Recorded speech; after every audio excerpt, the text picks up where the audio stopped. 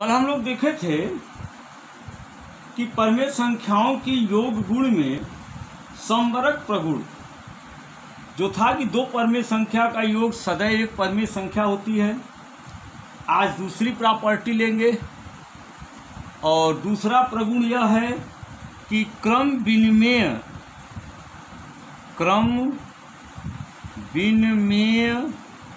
प्रगुण।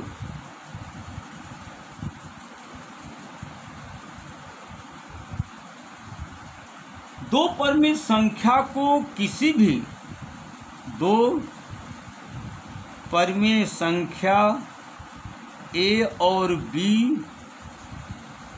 को किसी भी क्रम में जोड़ने पर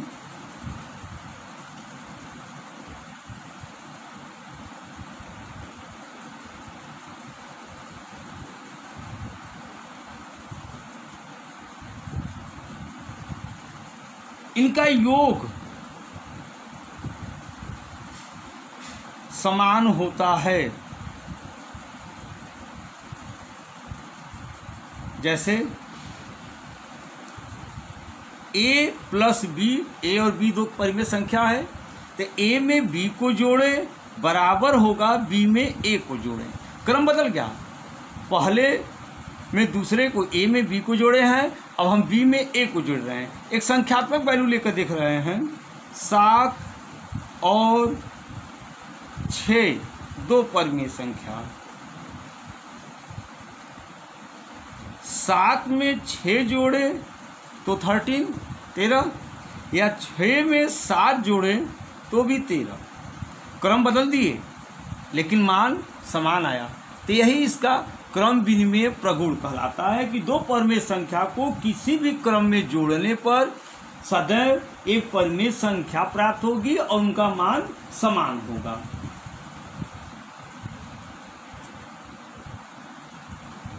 तीसरा है साहचर्य प्रगुण।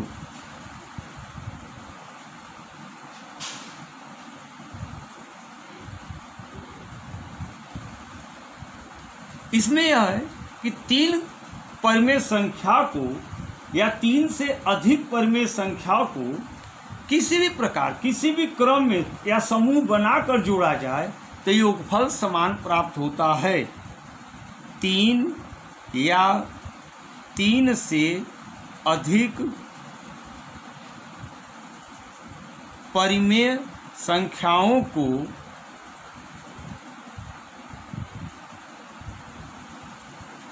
किसी भी प्रकार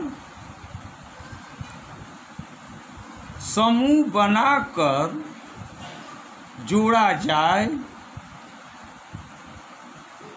तो योगफल समान प्राप्त होता है।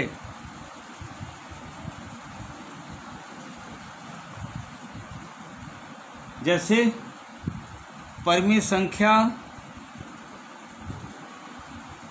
1/2 व 1/3 व 1/5 का योगफल। अब 1/2 धन 1/3 यह समूह बना लिए। अब इसमें 1/5 जोड़े, यह बराबर होगा 1/2 में 1/3 और 1/5 का समूह बनाकर जोड़े। अब देख लीजिए 3 दूनी 6 एलसीएम लिए, हर समान नहीं है, हर को समान करने के लिए 2 तिहाई 6, 3 एकम 3, 3 दूनी 6, 2 एकम 2, धन 1/5, 1/2 धन 3 और 5 का एलसीएम 15, हर समान करने के लिए 3 5 15, 5 एकम 5, 5 तिहाई 15, 3 एकम 3, 3 2 5/6 धन 1/5, 1/2 धन 8/15। अब एलसीएम लिए 6 5 30, 6 5 30, 5 5 25, 5 6 30, 6 एकम 6, 15 दूना 30। एलसीएम 2 से भागा 30 में दिए 15 आया, 15 एकम 15, 15 दूना 30, 2 अट्ठे 16, 25 6 जोड़े 31/30, 16 में 15 को जोड़े या 15 में 16 को जोड़े तो 31/30 बराबर है। तो यह है सहचर प्रगुण कि 3 या 3 से अधिक परमेय संख्याएं हैं तो आप उसमें से किसी भी 2 या 3 का एक जोड़ा बनाकर, समूह बनाकर उनको पहले जोड़े, फिर बाद में दूसरे को उसमें जोड़े, तो उनका योगफल सदैव समान आएगा। यह था सहचर प्रगुण।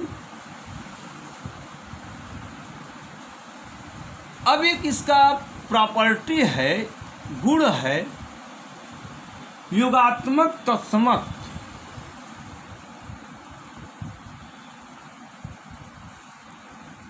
योगात्मक तत्समक।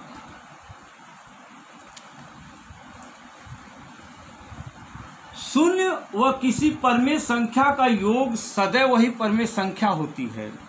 शून्य व किसी भी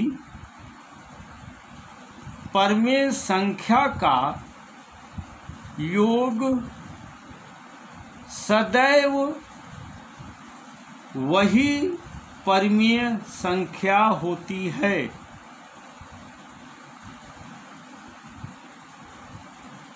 जैसे शून्य में 7 जोड़े तो भी 7 प्राप्त होगा, शून्य में ऋण 7 जोड़े तो ऋण 7 ही प्राप्त होगा। 7 भी परमेय संख्या है, ऋण 7 भी परमेय संख्या है। तो इसलिए शून्य को किसी भी परमेय संख्या का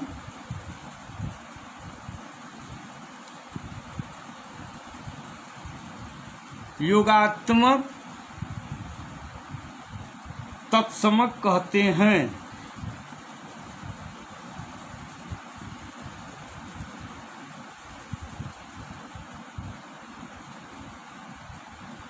अगला प्रॉपर्टी है, गुण है, योज्य प्रतिलोम। योज्य प्रतिलोम।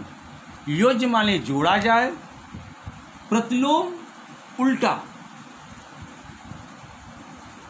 अब इसमें यह चीज है कि अगर कोई 2 परमेय संख्या है जिनका योगफल शून्य है तो प्रत्येक, दोनों में से प्रत्येक संख्या एक दूसरे की योगात्मक या योज्य प्रतिलोम कहलाती है।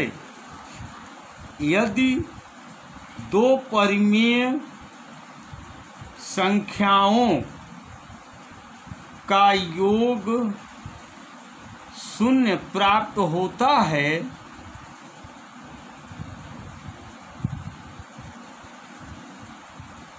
तो दोनों परमेय संख्याएं एक दूसरे की योगात्मक या योज्य प्रतिलोम कहलाती हैं। जैसे 5 और ऋण 5, तो 5 धन ऋण 5 बराबर शून्य। तो 5 का योगात्मक प्रतिलोम ऋण 5 है और ऋण 5 का योगात्मक प्रतिलोम 5 है। तो हम ऐसे सीधे एक चीज कह सकते हैं कि अगर कोई परमेय संख्या दी गई है और आपसे उसका योगात्मक प्रतिलोम पूछा जाए तो उस संख्या का मान ले लीजिए, संख्यात्मक मान, चिन्ह बदल दीजिए। जैसे धन 7 का योगात्मक प्रतिलोम पूछा जाए तो ऋण 7 होगा, और ऋण 3 का योगात्मक प्रतिलोम तो चिन्ह हटा दीजिए, विपरीत कर दीजिए, धन 3। ऋण 3 का धन 3, 7 का ऋण 7। इस तरह से किसी भी संख्या का अगर योगात्मक प्रतिलोम निकालना है परमेय संख्या का तो उस परमेय संख्या के संख्यात्मक मान को लीजिए और उसका चिन्ह बदल दीजिए। अब इस पे सवाल आपको दे देंगे और आपको उसका प्रश्नावली 1.2 इसमें पहला, दूसरा या 2 सवाल आप अपने से कीजिएगा, तीसरा दिखलाएंगे। ठीक, कल।